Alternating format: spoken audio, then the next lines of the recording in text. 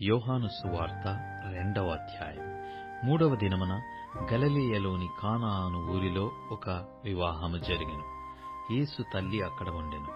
యేసును ఆయన శిష్యులను ఆ వివాహమునకు పిలువబడిరి.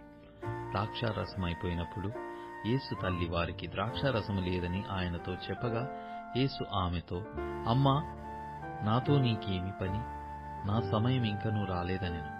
ఆయన తల్లి పరిచారకులను చూచి, ఆయన మీతో చెప్పునది చేయుడనెను.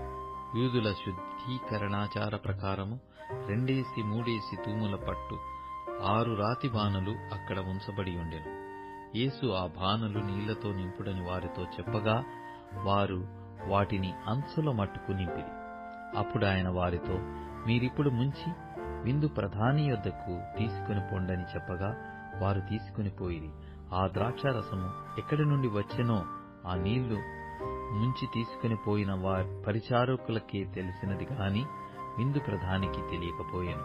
గనక ద్రాక్షారసం అయిన నీళ్లు రుచి చూచినప్పుడు ఆ విందు ప్రధాని పెళ్లి కుమారుని పిలిచి, ప్రతివాడును మొదట మంచి ద్రాక్షారసమును పోసి జనులు మత్తుగా ఉన్నప్పుడు జబ్బురసము పోయెను. నీవైతే ఇది వరకును మంచి ద్రాక్షారసము ఉంచుకొని ఉన్నావని అతనితో చెప్పాను. గలిలయలోని కానాలో యేసు ఈ మొదటి సూచక క్రియ చేసి తన మహిమను బయలుపరచెను. అందువలన ఆయన శిష్యులు ఆయన యందు విశ్వాసముంచిరి. అటు తరువాత ఆయనయు ఆయన తల్లియు ఆయన సహోదరులను ఆయన శిష్యులను కపెర్నహూమునకు వెళ్లి అక్కడ కొన్ని దినములుండిరి.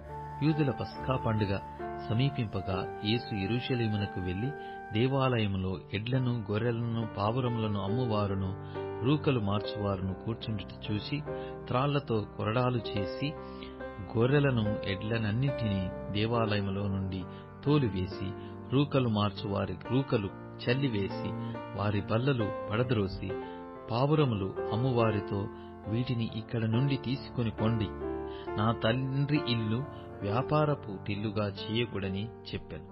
ఆయన శిష్యులు, నీ ఇంటిని గూర్చిన ఆసక్తి నన్ను భక్షించుచునని వ్రాయబడి ఉన్నట్టు జ్ఞాపకం చేసుకుని, కాబట్టి యూదులు, నీవు ఈ కార్యములు చేయుచున్నావే, ఏ సూచక క్రియను మాకు చూపెదవని ఆయనను అడగగా, యేసు ఈ దేవాలయమును పడగొట్టి 3 దినములలో దాని లేపుదునని వారితో చెప్పాను. యూదులు, ఈ దేవాలయము 46 సంవత్సరములు కట్టిరే, నీవు 3 దినములలో దానిని లేపుదువా అనిరి. అయితే ఆయన తన శరీరమును అను దేవాలయమును గూర్చి ఈ మాటలు చెప్పాను. ఆయన మృతులలో నుండి లేచిన తర్వాత ఆయన ఈ మాట చెప్పెనని ఆయన శిష్యులు జ్ఞాపకం చేసుకుని లేఖనమును యేసు చెప్పిన మాటను నమ్మిరి. ఆయన పస్కా పండుగ సమయమున యెరూషలేములో ఉండగా, ఆ పండుగలో అనేకులు ఆయన చేసిన సూచక క్రియలను చూచి ఆయన నామమందు విశ్వాసముంచి, అయితే యేసు అందరినీ ఎరిగినవాడు గనక ఆయన తన్ను వారి వశము చేసుకొనలేదు. ఆయన మనుష్యుని అంతర్యమును ఎరిగినవాడు గనక ఎవడునూ మనుష్యుని గూర్చి ఆయనకు సాక్ష్యమియ్యనక్కరలేదు.